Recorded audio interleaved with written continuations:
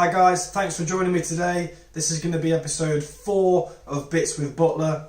Today I'm going to give you 5 potential reasons as to why you're not making progress in the gym.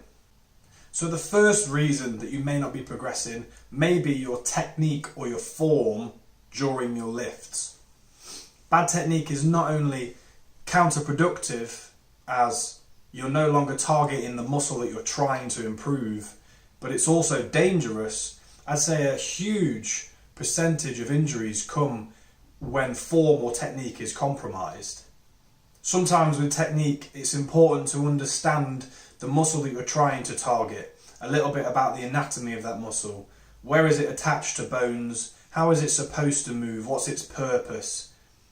Training a muscle should really be as simple as moving it from a fully lengthened position to a fully shortened position with some resistance, or from point A to point B. So let's say, for example, I'm training my chest. I know I have 2 attachment points for the muscles of my chest, here and here. So when I'm training, I need to try and get this muscle firstly as long as I can within its mobility into as short as I can within its mobility. So if I'm doing a flying movement for my chest, I need to know that at the bottom of the movement, I've got this muscle as long as I can with its mobility so that it's not vulnerable. I'm not going to damage it, but it's stretched out and it's long.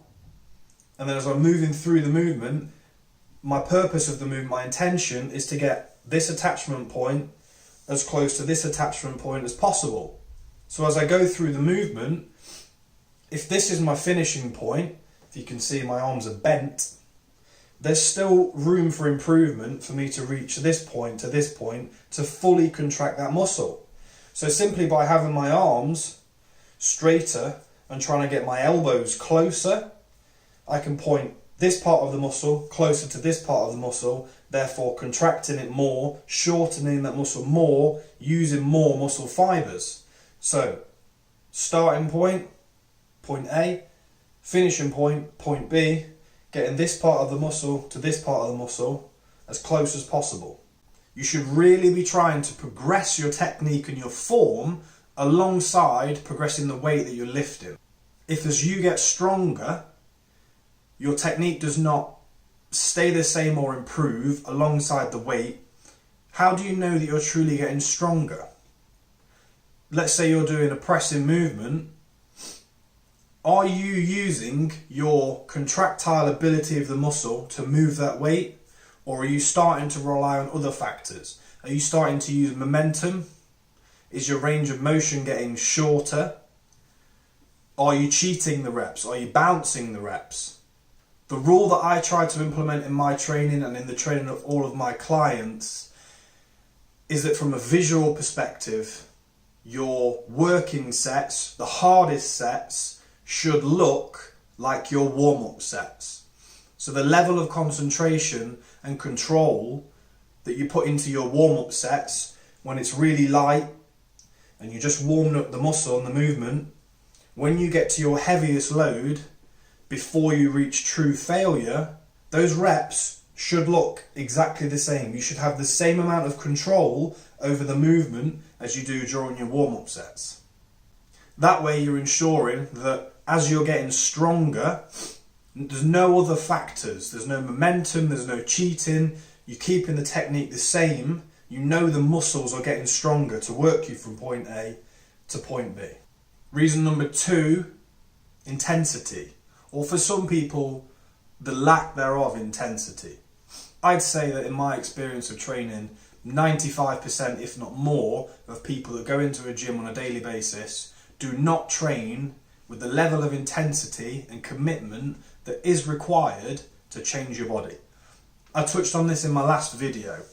The level of stress that's required in a muscle to force adaptation is huge. We're designed in such a way that we can move, we can lift things, we can throw, we can run, we can jump using our muscles. And that isn't enough to make our muscles grow.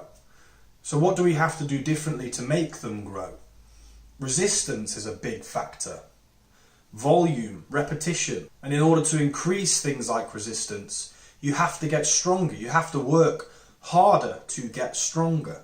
So if the intensity isn't there, you just won't make the improvements, plain and simple. You need to know that every time you're going into a gym, you're trying as hard as you can, harder than the time before. It's the only way that you're going to truly challenge your body. I say this to my clients a lot. If it does not challenge you, it will not change you. None of this is easy, and it's not supposed to be easy. Reason number 3, ego lifting or lifting too heavy. This is really common in people that are newer to the gym, and I don't want to stereotype, but young lads, and I know that because I was one of them as well.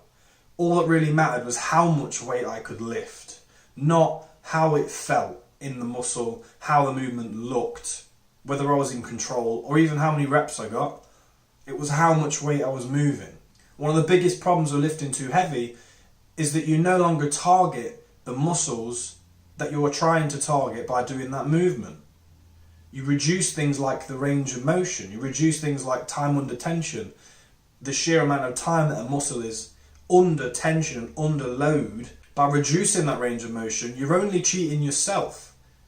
If I know with a working weight, I can work my movement from point A to point B, and I can recruit all of those muscle fibers the whole way through that movement. Now all of a sudden, because the weight's getting heavier, I can only move from point A to point B, rather than here. I can only go to here now. There's this whole range of motion. There's all of that strength. There's all of that elasticity. There's all of those muscle fibers that I'm no longer recruiting because I want my mate to see me pressing more than him from A to B for the fist bump. Link this to my first reason. You have to push yourself. You have to try and get stronger. You have to challenge yourself. But if your technique and your form don't come alongside that strength increase, then it isn't a true strength increase. Reason number 4 is about food. So, are you eating to meet your goals? If you are trying to get stronger, are you providing your body with enough nutrients, enough calories to help you on that journey? Now, some of you may found you're trying to diet, you want to get ready for summer, you're trying to get the abs out, whatever it may be, that you start to notice a decline in your performance in the gym. You get a little bit weaker, you can't push sets as far. There's an obvious reason for that.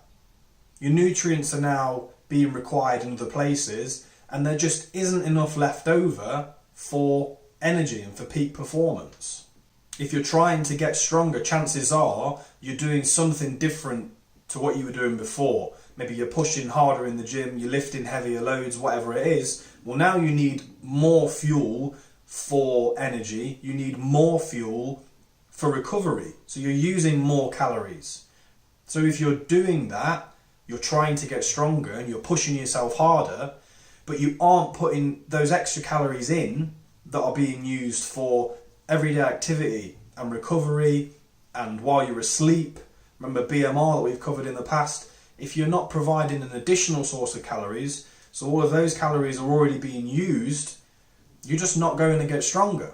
Provide your body with enough nutrients that it can carry out all of those normal processes and have enough left over for you to exert as much energy as possible and have enough left over so that you can recover as fast as possible to then go back and do it all over again. Now, reason number 5 is avoiding the hard stuff. And I'm not talking about whiskey. The hard stuff is compound movements. It's movements that are brutally hard. They're hard on your whole body, they make you hurt for days, and you avoid them for that very reason. The difference between an isolation movement and a compound movement is that an isolation movement moves through one single joint and a compound movement through 2 joints. So as I referred to a chest fly earlier, I'll use that as an example. If I'm performing a chest fly, most of the motion is only coming through a single joint, through my shoulder here.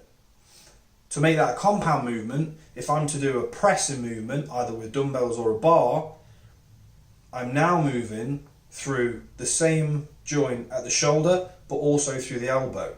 So I'm recruiting more muscle fibers. The more muscle fibers that you can recruit, the more load you can move during that movement, so the heavier weight you can move. The heavier weights that you can move with the right technique and the right food is what is truly going to make you build muscle. The other benefits to compound movements are things like the hormone production that comes from it.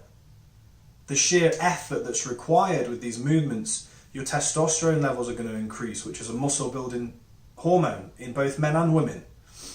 You'll burn more calories during these movements just because of the sheer amount of muscles that are required and the sheer amount of stress that they put on your body. Not to mention the strength increase, both in those direct movements, but then in other movements as a byproduct, and the muscle gain that's found. I believe every training program should have a push and a pull movement for both upper body and lower body that's a compound movement, so two working joints. So for example, for my upper body, my push movement could be a bench press, it could be a military press where I'm working through two joints at the same time. My pull movement could be a pull-up, it could be something like a barbell row. So I'm rowing with my back, I'm using the joint on my elbow and the joint on my shoulder to contract through my lats. My lower body push movement might be something like a squat, and my lower body pull movement, let's say a deadlift.